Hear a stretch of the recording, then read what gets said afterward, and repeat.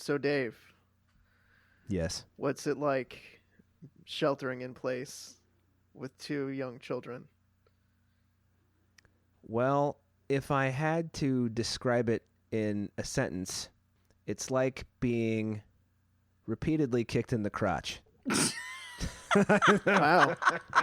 That good, huh? Wow. It's not that bad. I did throw Alpha Pup into the foyer today, though. Do you know Alpha what Pup? Yeah, do you know what Alpha Pup is? Alpha Pup Is that a member of the Paw Patrol? No, thank Christ. But I mean, Alpha Pup is not as annoying as Paw Patrol because Alpha Pup doesn't have fucking catchphrases. Chase is on the case. Rubble on the double. And these fucking fruitcakes like say it multiple times an episode. It's like what I really dislike most about Paw Patrol is how dumb it thinks your kids are. I'm ready to rubble. Fisticuffs up. Fistipups. Yeah. I'm going to throw down with the fistipups.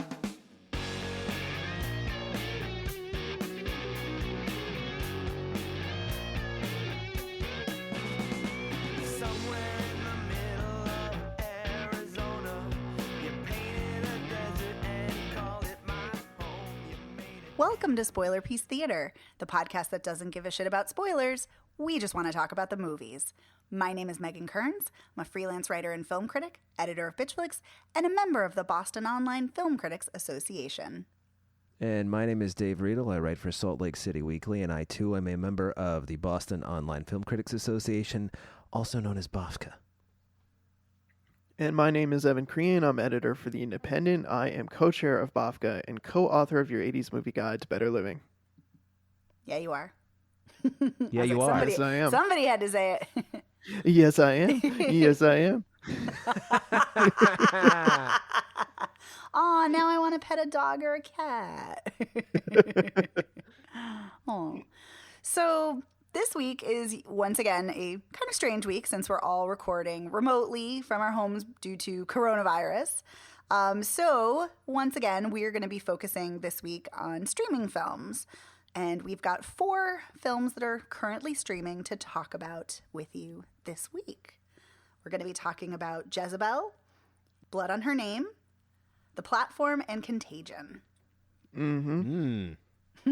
Film everybody's how talking appropriate about. that we would be talking about Contagion. Go figure.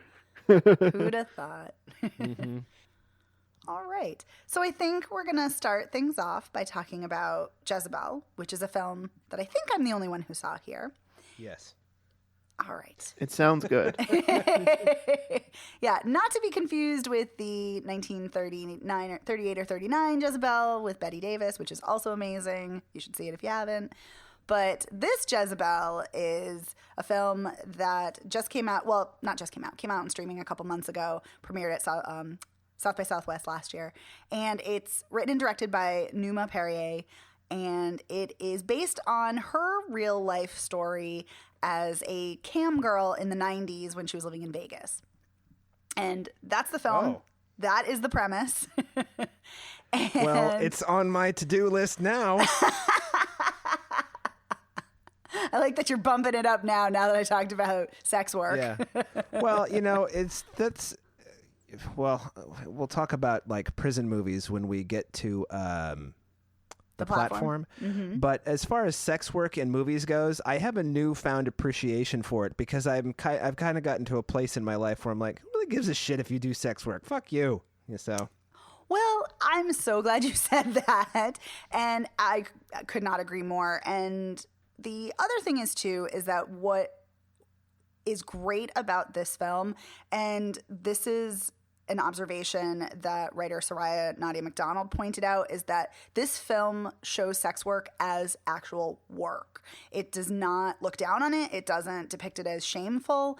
It depicts it very honestly and kind of straightforwardly and matter of fact. And this is it. It's work. It's a legitimate job. And I found it an incredibly refreshing perspective on sex work, which is great. So this is Perrier's directorial debut, and I had seen her directing work on the TV series Queen Sugar, which I love, so I was really excited to see this. And she actually co-stars as the protagonist, Tiffany, as her older sister. So she's essentially playing her own older sister in this film, which is kind of Oh, that's funny. yeah, it's kind of a funny choice. But yeah, so the protagonist is Tiffany, and she's, I think if I remember correctly, she's 19, and she lives with her older sister, and her older sister is a sex phone operator, and she is living with also her brother and her brother's I don't know if it's his boyfriend or his friend, but they're also living with her younger sister. So there's a lot of people crammed into this very small apartment.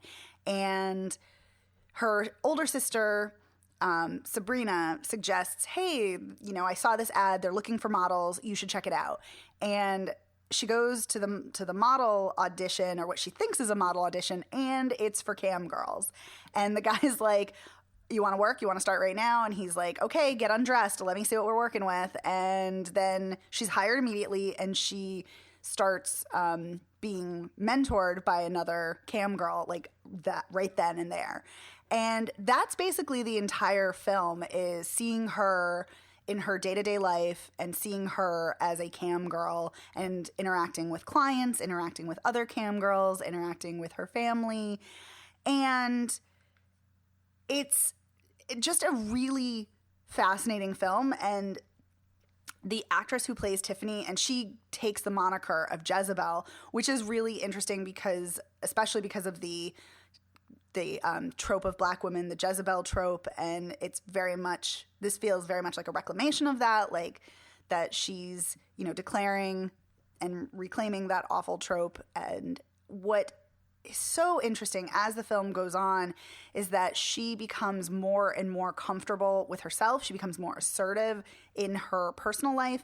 She also starts exploring her sexuality. Like, there's a great scene where she's in the bathroom in the tub and she's masturbating and like she's fantasizing and she's kind of like verbalizing her fantasies. And it's just great to see her kind of blossoming. And it's kind of interesting because she also talks about the work with her sister, because they're both sex workers. And there was something about it that kind of at first made me a little uncomfortable. Like, oh, that's so weird that her sister is encouraging her to get into this line of work.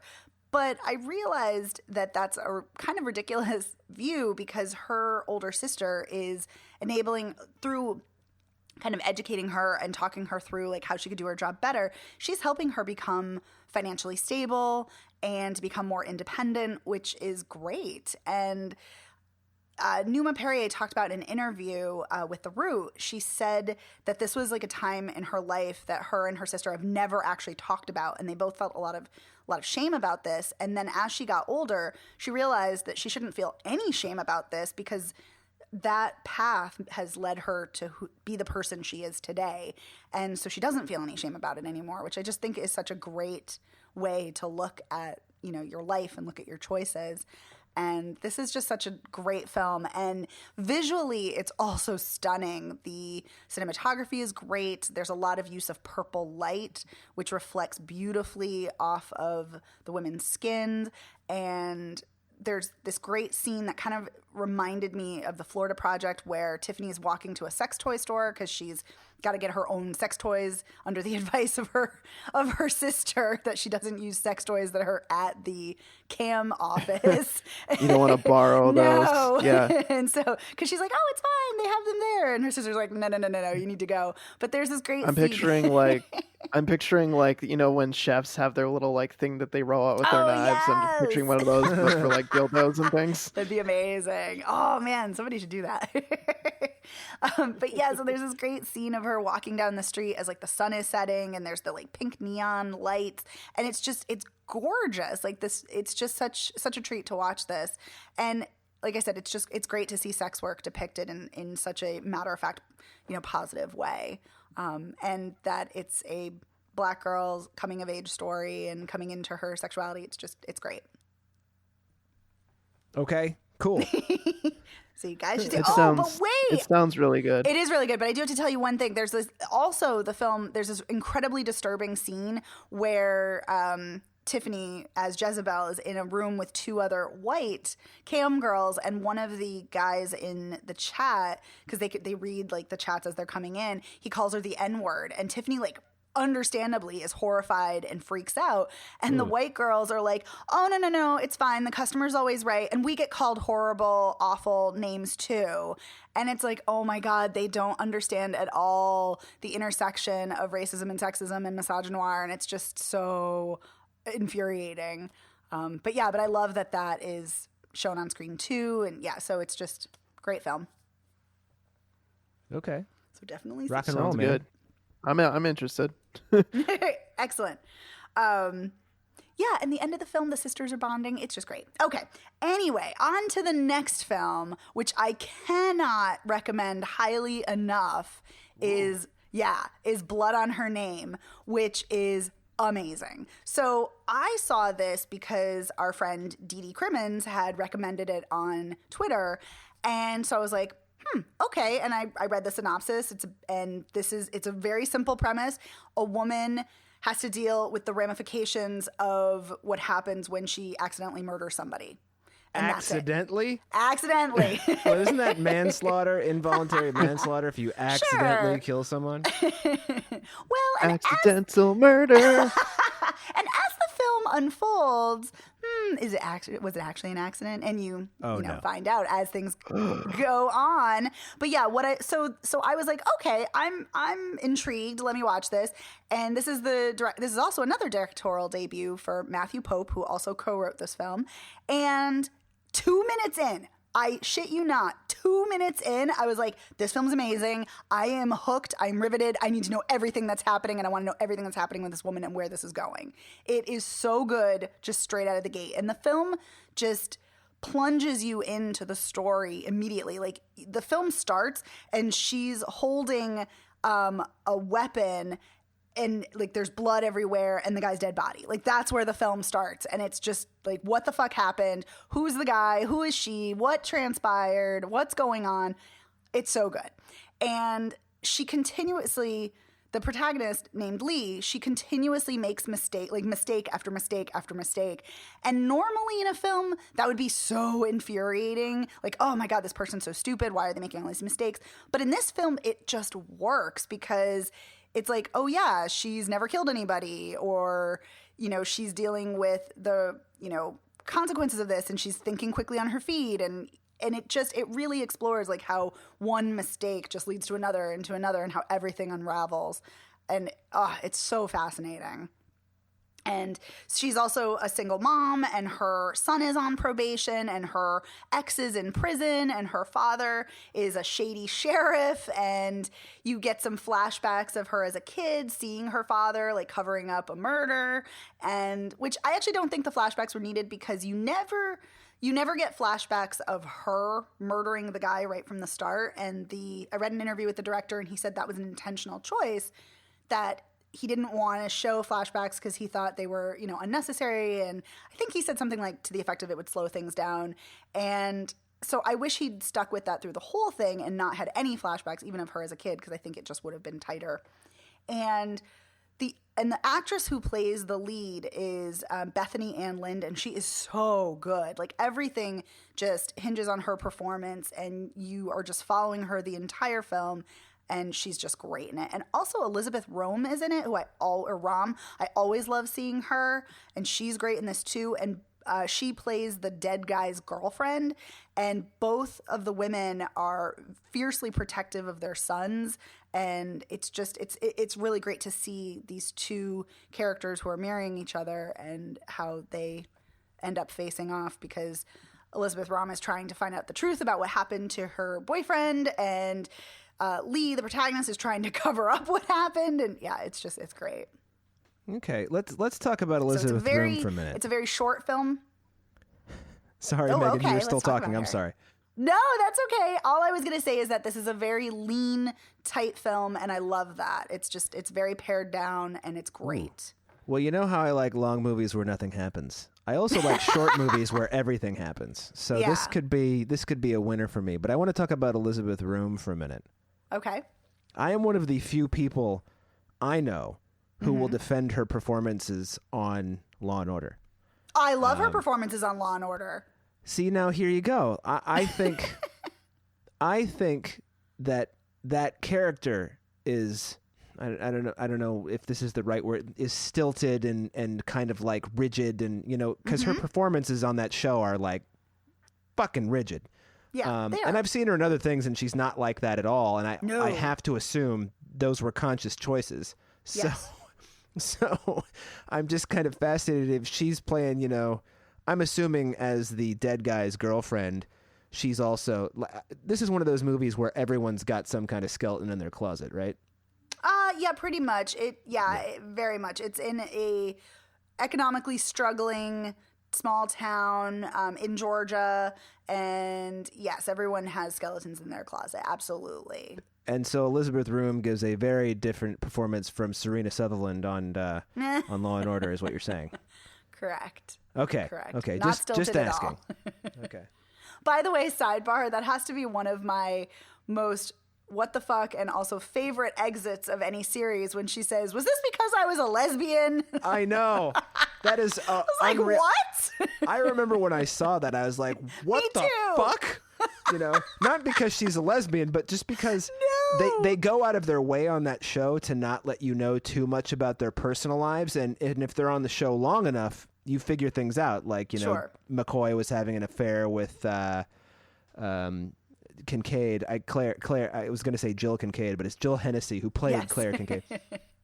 Which they never say, hey, these two are having an affair. Every once in a while, you just see her like slip her arm around him, or he'll like be holding her hand and then let it go. And then it's clear at some point they're no longer having an affair, So it's kind of like, there's never anything you learn about Serena, though, like nothing. And then all of a sudden it's like, she's fired, and it's like, is this because I'm a lesbian? And you're like, what? Whoa. That took a sharp bomb. turn. Yeah. Wow. I mean, I'm glad it's not because you're a lesbian, but I do remember that episode, and her, like, she's really, I mean, I don't think she's wrong because I don't remember specifically what it's about, but she is definitely not on the DA's side in that episode. I do remember that. Yeah, she goes like rogue or something. Yeah. Yeah. Well, she's got a pattern of like sticking up for defendants, and Arthur's like, fuck that shit, man. He finally has enough in his very, Fred Dalton Thompson understated kind of way. Yes. But anyway, Meanwhile, back to Blood on Her Name. Oh, yes, Right. Evan. Well, I was just going to, a quick aside. Meanwhile, I was looking up Elizabeth Room, however you pronounce her name, in Law and Order. And apparently she was in 2 Law and Order video games. There was Law and Order Dead on the Money and Law and Order 2 Double or Nothing for PC. Oh, my. Isn't that something? Yeah. End tangent. I didn't even know there was one Law and Order video game. Me neither. Who knew? But anywho, but yeah, just to finish up about this film, I love that it, I mean, I love everything that I've said about it, but I also love that it just strips away the excess, and just to get down to the core of what do you do when you fucked up so badly and you can't really go back and undo things, or, not necessarily make amends. And it's just, yeah, this is so good. I definitely think you guys should see it. Okay. Yeah, I want to. And especially if you like Elizabeth Room. Yeah. No, I like her. She's great like her. in this. Yeah, she was great. in Bombshell, if you remember. Yes, I do remember. Yeah. Because I'm always excited when I see her. I think she's very underrated and great.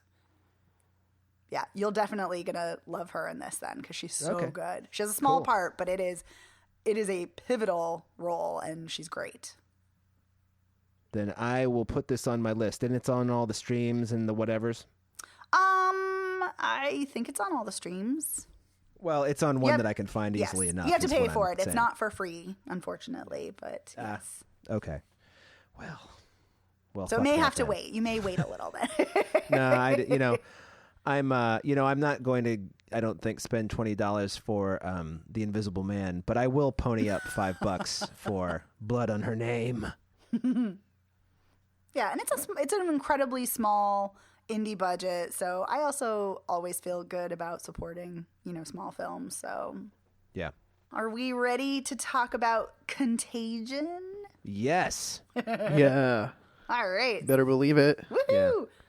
Well, All right, I so hadn't let's dig seen in. Contagion. Yeah, I hadn't seen Contagion since it was out in the theaters. Joan and I saw it when it came out, and on my Letterboxd review, I gave it 3.5 stars and just wrote the word "gross." Yeah, that sums it up. Yeah.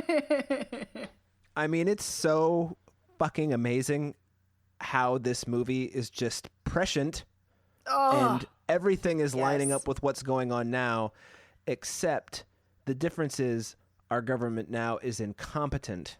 And it's almost like they're incompetent on purpose. It really does feel that way. Yes. Yeah. But Well, we when don't you have have to get into someone who that. actively, well, when you have someone in charge that actively ignores the advice of experts, it's difficult to stomach, because the experts in this film are treated with respect and care. I mean, there's even that scene where after Lawrence Fishburne is fucked up, Bryan Cranston or someone says to him, "Oh well, we can't replace you because we need you too much." Oh, it's Right. Enrico Versus like, Calantoni who says that. that's right, yeah. Versus in this timeline, they would just fire them Right. regardless of the consequences. I love that you said this timeline, the darkest timeline. Yeah, I've started referring to our reality as the darkest timeline. Same. But yeah, I was a big fan of this movie when it came out, and I was too. like it was definitely one of my favorite movies from that year, and I always felt like it was a bit of an underdog. Like people saw it, but like people in our circles, like film critics saw it and really enjoyed it, but like most other people didn't. And so I had a lot of fun watching this over the weekend because I was watching it with my in-laws, who are both microbiologists. Oh, that's And right. my mother-in-law actually teaches. She teaches this movie as part of her class because it is so important and accurate in so many ways with regard to the spread of disease. So it was fun watching it with them, but also just watching it again, I'm like, yes, this is every bit as good as I remember, and it's extremely well done from like a research science perspective, but it's also this like super compelling story that's taking place all over the world at once. It looks really good. The music is really Oh, freaking Cliff creepy Martinez is and a just fucking master. oh Uh-oh, I hate to That- shit on the parade. I don't like this music, but it's okay. Well, then you are not going to like it the next time I play Ice Cream for Crow by Captain Beefheart when I'm giving you a ride home because Cliff Martinez plays drums on that album. Well, wait a minute though. I like Cliff Martinez's score on like The Nick, and like, so it's not that I unilaterally don't like his music. I think it works in this film. I just don't like it, but it does Yeah. work. Well, it really is. I'm going to use the word moody, just because when it comes in, especially the really percussive piece of it, Yeah. like the kind of the theme of the Contagion itself, the it's just like so propulsive, and it gets under your skin in a kind of like, we're going into to a dark place here. You know? Absolutely. You are 100% correct, and that's why I appreciate the score, even if I don't actually like it. But but this score is perfect for this film. It really is great. Yeah. The one thing that bums me out about this movie is my favorite human character, Dr. Mears, dies so early on. yeah, too. it's so sad Yeah. when Kate Winslet gets the virus and then dies. Yeah. It's really scary because the virus in the film is a fast acting virus. Like you get it, and within what I think 48 hours, it kills you. It's like it's crazy because and Gwyneth Paltrow is the first victim, and she's patient zero. She brings it home, and then like she infects her son, and she and her son die in like rapid succession. Yeah. And then it's just like exploding everywhere. Yeah, and that's like the first like 10 minutes of the film is she's dead. Like I was like, oh, hello. Yeah. Yeah. Well, it was kind of like that weird period where she was in movies, but she's won her Oscar. She's married to Chris Martin. Is that his name? Yes.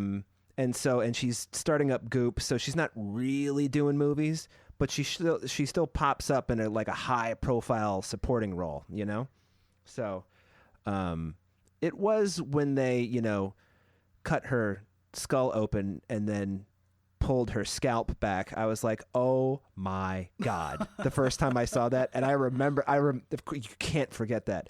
And so it's about to happen. And Joan's like, let me know when it's over. I was like, before, like, can you handle the blood spurt? She's like, pass the blood spurt. But I had forgotten that the one doctor is like, step away and call everyone. He's like, what do you mean everyone? I mean everyone. I love that. Because basically... That's something... Oh, go ahead. Well, I was just going to say that's something about this movie is that there are a lot of scenes to me that just kind of stick out in my mind because they made such an impression on me. They're so haunting. Like what you're saying with this idea of like, call everyone. And he's dead serious. Like you would laugh at that line in another movie, but like you see it in this film and you say to yourself, oh, fuck. Yeah. And if it were Gary Oldman, he would scream, everyone. You know. But yeah, it's funny. One of my friends who also, this is a guy I've known forever, and he also happens to be a film critic. He was kind of lukewarm on the movie, but his joke about it, which I think is really funny, is it's appropriate the movie is called Contagion because it's the most developed character in the movie. Which is kind of true.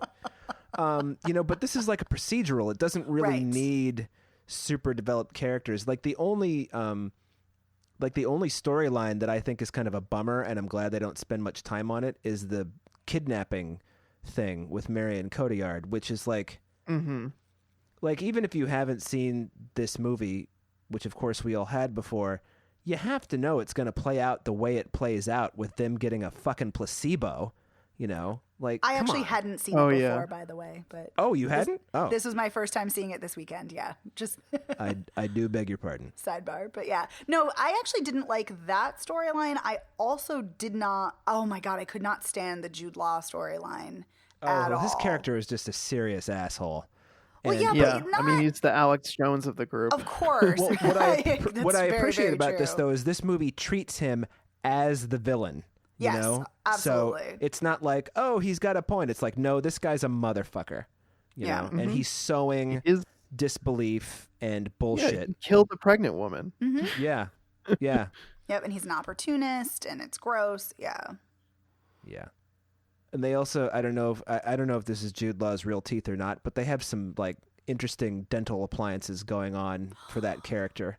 Yeah, thank you. I'm so glad you brought that up because I was like, what the fuck is going on with his teeth? Like, why is that a choice that's happening? Like the one British, because Kate Winslet is British, but she's not in this film. So why is the one British character having bad teeth, like perpetuating that stereotype? Like I was like, why? Why is this happening? But anyway. I thought it was more just like, he's the bad guy, and just in case you sympathize with him, he's got bad teeth too. That's what I thought. Don't be fooled by his charm and his accent. Exactly. That's he's right. a douche. And his last name is Crumweed. So Yes, that's true. That's true. I mean, Forsythia is not a weed per se, but Crumweed is just perfectly appropriate. He's a crummy dude. He's weed. Fuck this guy. This is also one of my favorite Lawrence Fishburne performances in any movie. Just really? Oh, yes. I love it when Lawrence Fishburne is just like playing it totally fucking straight. I love that because he doesn't really do that much. He's always kind of like winking or, something like that. And this, he's just, he's Dr. Cheever. I work for the CDC, Yeah. I liked, I was commenting about this when I was watching the movie. John Hawkes is in this, and he plays like a janitor at the CDC who gets kind of wrapped up with Lawrence Fishburne's character. And I think that John Hawkes is a versatile actor because he can be so quiet and sweet and unassuming like he kind of is in this role, but then like he can be like evil as fuck in other Winter's things. Bone. He's so good in Winter's Bone. Yeah. And I just love that about him, that he has this like soft, cuddly side, but then like also he can be very evil and things. Also what I love about him is that, I mean, it's such a tiny role and he just makes the most of that role. And there's so much, depth just in such a short span of time. And I just love that too. Yeah, I kind of miss like 5 or 6 years ago when he was in like every other movie that came out. He's gotten back down to like 1 or 2 movies a year now. But it was like after Winter's Bone and, Martha Marcy, whatever that thing is called, where he was just in like every movie, So I miss seeing him all the time. But yeah, because he's anyway. so good. Yeah, I want to go back to Kate Winslet for a minute because Sure. I love her and she's literally amazing and everything. But one of the most, talking about disturbing things too, and I mean I know this is a fact, but somehow seeing it on screen and hearing it is different. When one of the most resonant things for me that I keep thinking about is when she says, when she's talking to the person and they're like, oh, how could this spread so quickly? And she's like, well, humans touch their face like 3,000 times a day. And it's like, oh my God, like that's just, and it's true, but it's also just horrific to think about. And especially now that we're in the midst of coronavirus and like, I mean, my hands, I'm sure as everyone's are just raw from washing. And I already was a very diligent hand washer. And Same. I love that this film and like her role is very explanatory to she talks about Arnott and she talks about fomites, and I love that she's explaining all of these things for the audience, but it never feels like the film is talking down to you. It never feels like the film is getting too technical and is sacrificing style or narrative. It's very, I feel like it just flows very effortlessly, and I just like that. I just thought of something. Ooh, yes. She's kind of like, I mean, she's not the audience surrogate, although she kind of is, but she is explaining everything. And then once everything is explained, the movie doesn't need her anymore, and that's why they kill her off. Yeah, great observation. That's true. I mean, it could be that simple. I don't know. Yeah, it could be. But it also, for a movie that doesn't go too deeply into character, although it does in some cases, but right before she dies, the last thing you see her do is she's lying in that like makeshift hospital in the gym, and the patient next to her is like, I'm freezing, and she's trying to give him her coat because she knows she's moments from death, and this guy needs a coat. And I also like the way she reacts when she realizes she has the virus. She just goes, oh no, and she's like almost crying, but then she pulls it together and makes all the phone calls and is just like, okay, I'm a doctor, I got to do the thing now. Yep. It's really sad. It is so sad. That storyline for me is the saddest. Also, thinking about the character development, that's a great point, that there's far more character development than you might initially think, because even with Matt Damon's character, like when all the rioting starts happening and people are going, becoming unhinged, like trying to get things because there's scarcity and they're afraid, and there's a woman who almost gets trampled and he like goes to help her and he's like trying to help other people, and like there are these little moments like that where you don't learn a lot about each of these characters, you don't need to, but there are those spots that kind of allow their character to shine through, or their integrity, or what have you, or lack thereof in the case of Jude Law's character. Yeah, I mean, I think you learn a lot about Matt Damon's character and how he reacts to all of these different situations. Like in the beginning, when he finds out that he's immune to the virus, he's like talking to the nurse who's questioning him, saying like, well, couldn't you like take my blood and like, use it to make a vaccine or something? And the nurse is like super dismissive. It's like, yeah, well, I mean, we could try that, but it'd probably take a while and not be very productive. But it's just like you learn so much about him based on how he treats situations, like at the grocery store when he's trying to protect his daughter, or like how he makes that kind of prom for her at the end so that she can be with her boyfriend who's gotten the vaccine and she hasn't gotten it yet. Well, and he doesn't even take a moment to grieve his dead wife until the very end of because this is, he's in protect child mode. So the first time that you see it really settling in and sinking in on him is when he's getting the camera to take photos of the prom, and it's Beth's camera, and he's looking at all the photos from her trip, and he's just like, fuck, even though she cheated on me. Right. And she's like, Dad, and he's like, I'm in the closet right now, I'm crying, leave me alone. No, he doesn't say that, but he's like, I'll be down in a minute, I'm just looking for the camera. And yeah, that is such a a lot of his scenes in the movie are haunting to me. Like Yeah. the grocery store scene haunts me. Oh my god. The scene where he's looking outside and you hear the gunshots and you see the flashes of the gunshots at the neighbor's house, and that to me is haunting. And like so much about what is so scary about this movie is that this feels real. It feels like it could happen. And given the situation that we're in now, like it doesn't feel, I mean, we feel a little bit more in order than how things are at that point in the film, but to me it doesn't feel like we're that far away from something like that happening. No, If something goes not at the all. wrong way, I mean, like if you've been to the grocery store right now, you've seen how empty the shelves are because people went out and panic bought things, and so now like the supplies are not there. So like if you go to the store, they limit you to buying specific items. You know, you can only get 2 of this or 1 of this. Like it's not that far off, and that's what's so fucking scary about this movie.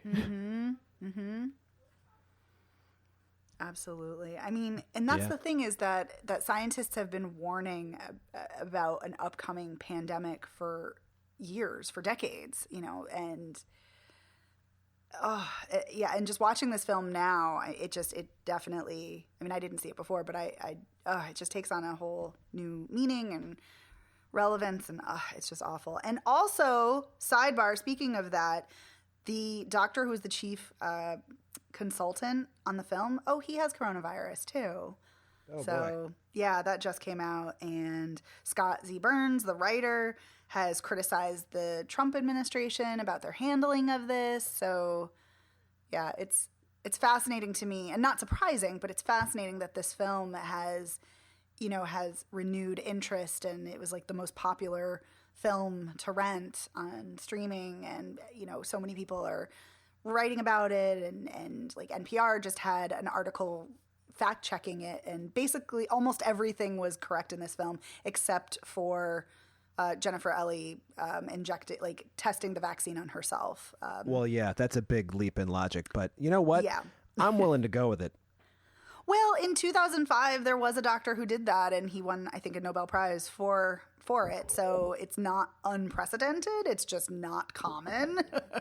So, but it's just watching this film and hearing the term social distancing, hearing R0, hearing all of these things that now have just become part of our lexicon now. It's shocking to me how, I know you said it before, but it's so true, Dave, how prescient this film is. And it's just uncanny and disturbing. Ooh, uncanny. That's one of my favorite words. It's a good one. It really is. Yes. Also a good word is the less used canny, but you have fewer opportunities to use that one. That is true. You do. Yeah. I also, another thing that I really love about this film is I love that we start at day 2 and then it works backwards at the very end, and we go back to how the virus started and we go to day 1. Yeah, well, it's kind of interesting. They say pretty early on in the movie, that there's a bat sequence and a pig sequence in the virus. So they know that a bat and a pig, something. And at that point, it's not really, as far as science goes, it's important to find out who patient 0 is. But as far as the movie goes, it's not so much, because it's like, now we're watching the fall of Western civilization, well, of every civilization. And, so it's just kind of a nice little, it's almost like an Easter egg at the end, when it's like, and by the way, did you notice that it's her company that gave her this disease, basically? Yeah. Because it was their bulldozers going through that forest where the bat got the banana originally. Mm-hmm. So there's that too. The bat. And actually, one of the articles I read looking at the fact checking in this film for this episode also said that is also scientifically accurate, that if you disturb a bat habitat, they start acting weird and will start interacting somehow with pigs. So that's not far-fetched at all. So, yeah. But once again, just shows that humans are fucking shit up and destroying things. Perfect. Yes, we're terrible. Well, some of us are anyway. But also, I can't believe I haven't watched this film sooner just because I love the Nick so much. And I love Soderbergh films. Mhm. I love the way he looks at, medical dramas like with the Nick. Oh, so good. So, yeah, glad I finally saw this. Also, Megan, can you Yes. believe this came out the same year as Haywire? Oh my God. No, I cannot. Haywire is amazing, and this is great too. What I want to know Yes. is how, and we got to get off this because we can't go down a Steven Soderbergh tangent because then we'll just be there all night. All But, night like, long. All how did night he- long. I guess I know why he stopped writing movies, because he also shot them and edited them, and most years put out a movie about every 9 months for the Yeah. long time. So how the fuck did he do that? No No sleep? wonder he I don't wanted to know. retire. Hmm. Yeah. He did all his cinematography. It's Yeah. just like, it's Exactly. crazy to me. Yep. Well, he edited most of them too. I didn't know Yep. that for the longest time, but Yeah. he's like the Coen brothers. He's got a fake name and he edits his movies. Weird. Anyway, All right. I think it's Should we- time to talk about our final film, The Platform, also known as El Hoyo. yeah. Do we have to talk about the platform? Yes. I mean, let's just, go out for a moment and say, and I don't know if you guys feel this way, but how is this the number 4 most watched movie in the United States on Netflix right today? The day we're recording this. This is Wednesday. How is that possible? because it's amazing. Oh my 'Cause God, we're Megan. sadistic. My Descent, image of you is descent. totally blown. Good. I love it. I love blowing shit up. I think this film is great. I don't ever want to watch it again, but I think it is great. I found it predictable, subtle as a kick in the crotch, and it really irritated me that the main character looked like Jesus, or how Westerners think of Jesus.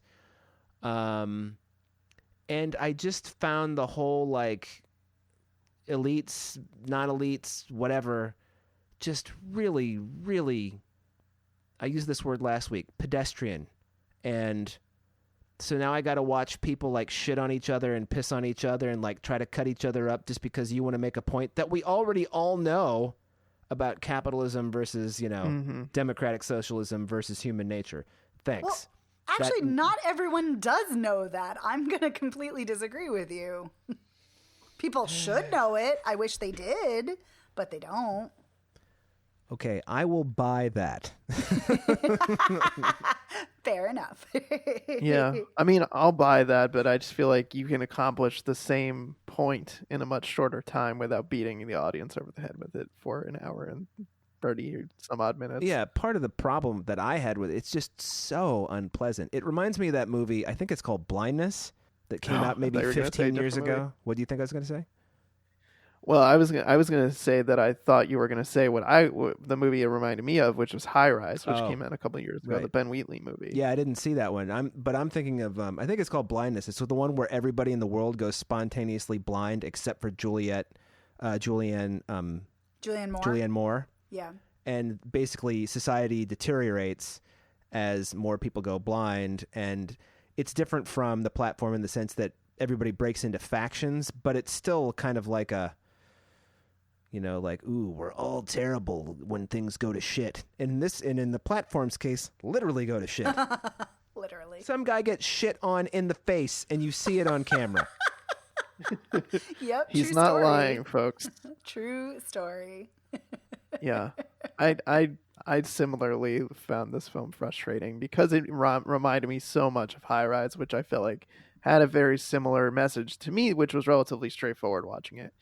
And I feel like in the same way, this movie does things that are grotesque for the mere shock value of it, and not in an artful way, I would say. I think there's you can do grotesque things in an artful way that makes it feel like, okay, well, that was horrifying to watch, but like this to me was just like, let's keep upping the ante for like disturbing things that you're going to see until we reach the end. And I just didn't feel like it was worth waiting through all of that. Yeah.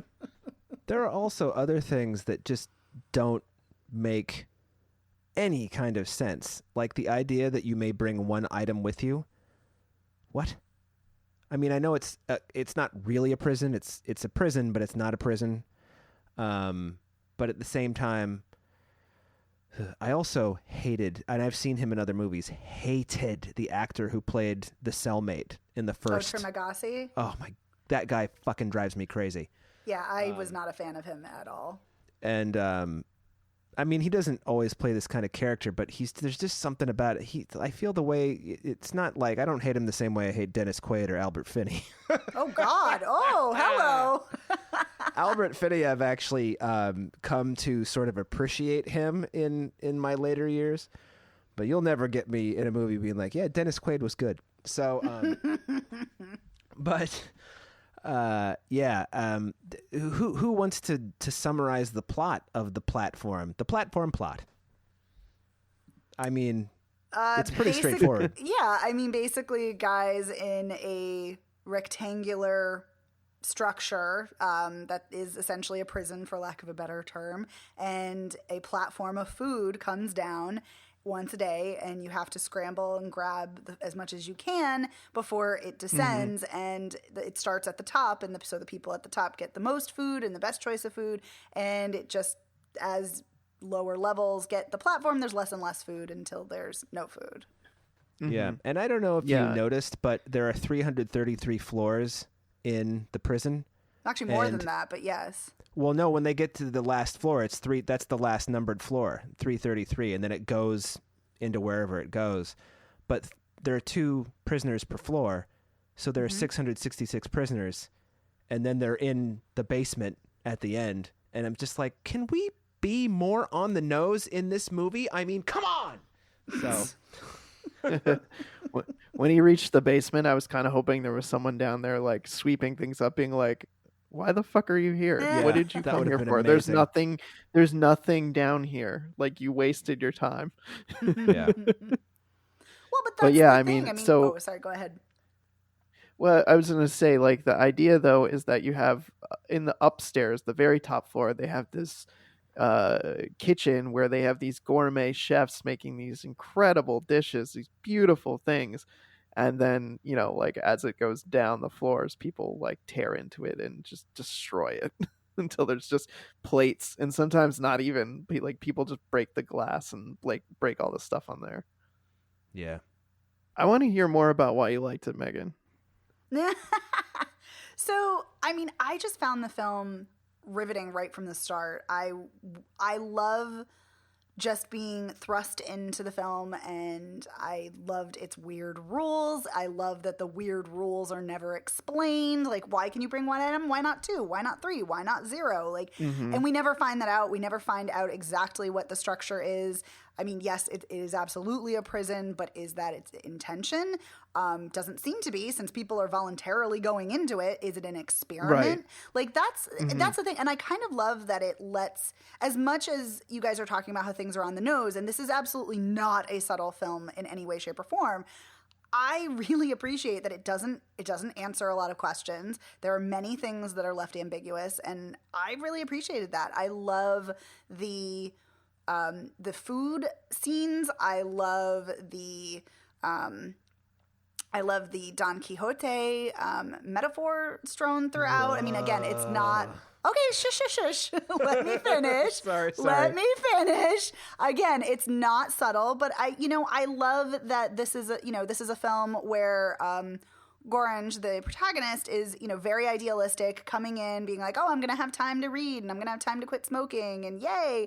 And he very much, mirrors, Don Quixote, who very, is an idealist, and, comes unraveled and essentially loses his mind, and then, realizes, and it's a loss of his idealism and an acceptance of death. And that's exactly what happens to Gorange. And I really was into that, and I liked his interactions with Baharat. I thought they were great together. They had a great rapport, and I was fascinated watching them descend as they were trying to stay, keep people away from taking the food up until, level 50. And then they're going to, disseminate the food, egalitarian, and in an egalitarian fashion. And I just really like that. And yeah, there's weird things like, the panna cotta is the message, and then Bharat becomes obsessed, with protecting this panna cotta. So that can be the one untouched item that, goes back up to the top to show,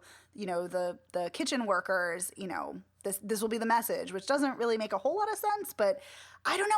I was really into it. And, yes, there's a lot of religiosity, like a ton. But what I also loved was the connection between, Jesus and Christianity and cannibalism. Like, I'm like, that is amazing and so true, because it's so fucking weird that, you're told to eat the body of Christ and drink the blood of Christ. And this is not subtle, but it's taking that to a very literal, conclusion. But it is kind of, interesting and intriguing to me to think about that from a cannibalistic sense. And yeah, I just was into it. I mean, yeah, sure, were there parts that didn't work? Yeah, absolutely. Like I said, do I ever want to see this again? No, fuck no. I never want to watch this movie again, ever. It was a disturbing, it's a disturbing, brutal, relentless, uncomfortable film. But I really appreciated that it was challenging maybe not in a, it's not a challenging film in the sense that it's super subtle, but I love that it's challenging on a visceral, emotional level. And that really resonated with me. And I responded to that, even though I was uncomfortable as fuck throughout the whole film. See, all the reasons that you like it are all the reasons I don't. And see, that's the thing. Like, I totally understand why people would despise this film. I get that. I really do. Because it's not pleasant. And it reminds me in certain ways, very certain ways, of Snowpiercer, and especially Snowpiercer, and, a little bit of Parasite, but Snowpiercer and Parasite do this phenomenally better. The same kind of message, the same kind of exploration of food, cannibalism, and, classism. They're done much better in those two films. But I just really found this just a very intriguing film. And I also was like intrigued about the snail imagery and how Trimagasi keeps calling Gorange, my little snail, and that's his favorite meal. And I was looking into it, and it's also a symbol, not that, this is a film that was made in Spain, but it was also a symbol of the Zapatistas in Mexico. And I found that interesting. Like, I was like, does that mean something in Spain too? And yeah, I don't know. I found this a very thought-provoking film, and also horrifying and repellent. Horrifying and repellent. That's going on the poster. Yay! Yeah, repellent for sure. Yeah. I think it's really funny that we all have the same observations and you guys hate it, and I really dug it. I wanted to ask you guys, what do you think of when Imogiri, his cellmate, who is the woman who was the officiant and asking him all the questions and everything with the dog. And by the way, sidebar, as soon as I saw the fucking dog, I'm like, the fucking dog is getting eaten. The fucking dog is going to die, and it's going to be horrible. Yeah. I was like, I almost turned the movie off at that point, because I was like, oh my God, it's going to be awful.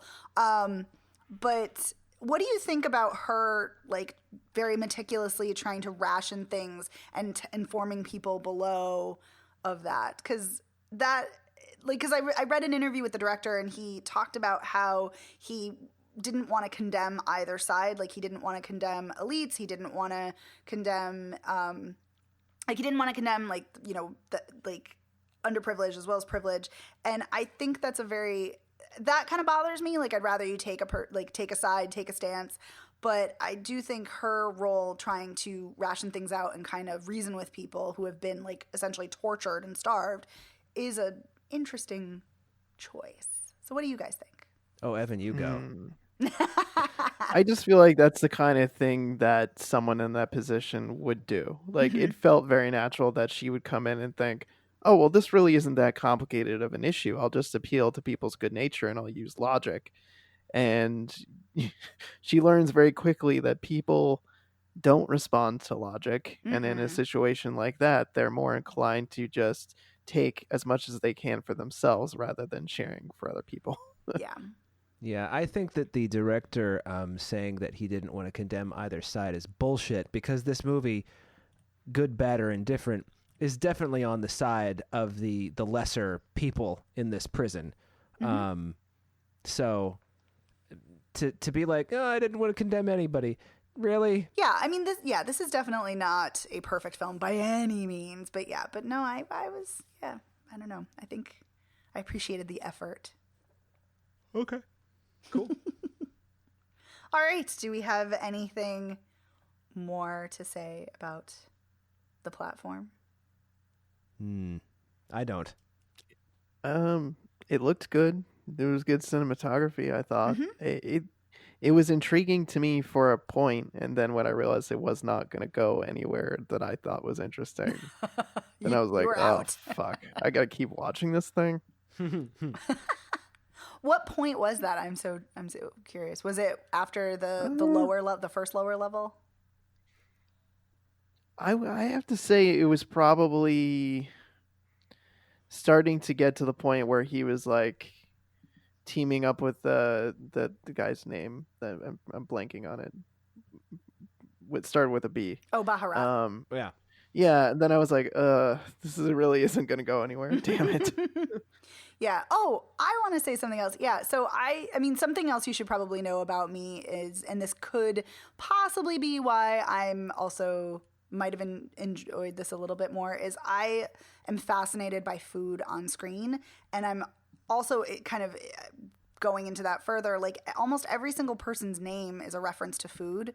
And I don't know, I like little touches like that. I'm kind of like, ooh, that's interesting. Like Garenj means frying, and Baharat is a spice, and Trimagasi is not a food. It means thank you in Indonesian. So which I thought was a weird choice. But anyway, so yeah, just little things like that. And like the fact that the people up top are like creating these lavish gourmet dishes, and then it's all just getting destroyed. There's something tragic about that, in addition to the torture that the people are enduring, of course. So wasteful. As is capitalism. Yeah. But that's for another time. All right. Well, if we have nothing more, let's sum up. Let's talk. So you guys would definitely not recommend the platform. Nope. Hard no. And I would say yes, but only if you're up for brutal, disturbing fare that you may never want to watch again. But I did find it intriguing. We would say see Contagion. Yeah. Yes. Okay. Hell yeah. Yeah.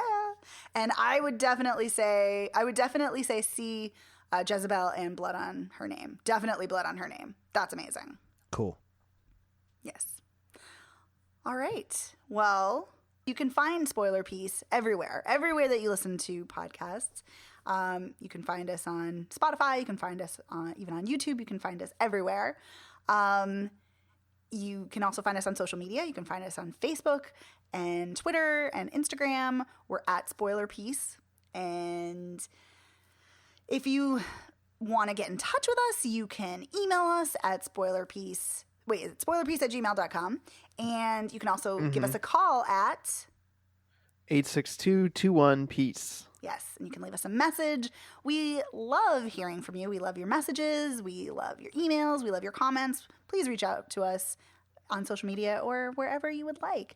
And if you really like us, you can also rate our show. And Evan, where can people rate us? Where's the best place? You can go to ratethispodcast.com/spoilerpiece, and that will take you to your platform of choice. Excellent. And if you really, really like us, you can become a patron on Patreon. And we love any dollar amount. Anything is incredibly generous, and we're grateful and thankful. But if you really like us, you can, for $5 a month, you get to vote in polls, and you get to listen to weekly exclusive content. And this week, for our poll, we talked about women-directed genre films, and we talked about Eve's Bayou. And for $10 a month, you can get those perks, as well as you get to tell us each month what film you want us to watch and talk about, which is pretty cool. That is cool. Mm-hmm. I believe we're owed some selections. We are. We have a few people who have been napping and haven't suggested, so we'll have to. Yeah, in the time of social distancing and self-quarantining, you can probably find something for us to watch. That's right. And speaking of that, this is episode 298. We are rapidly approaching our 300th episode. So if you are social distancing, which you should be and hope you are, there are hours and hours and hours of spoiler piece episodes to catch up on. Mm-hmm. That would be great. Literally hundreds of hours. That is true. It's hundreds of hours. Have I forgotten anything? Is that everything? I think that's everything. All right. Yeah. Excellent. All right. Well, thank you so much for tuning in and listening to this week's Spoiler Piece Theater. My name is Megan Kearns. I'm a freelance writer and film critic, editor of Bitch Flicks, and a member of the Boston Online Film Critics Association. You can find me on Twitter at OpinionSWorld and on Instagram and Letterboxd at The Opinion S. My name is Dave Riedel. I write for Salt Lake City Weekly. You can find me on Twitter, Instagram, and Letterboxd as Dave Sees Movies. And my name is Evan Crean. I'm editor for The Independent. I am co-chair of BAFCA and co-author of your 80s movie guide to better living. And you can follow me on Twitter and on Letterboxd as Real Recon. All right. Thanks so much. Bye. See you next week. Bye.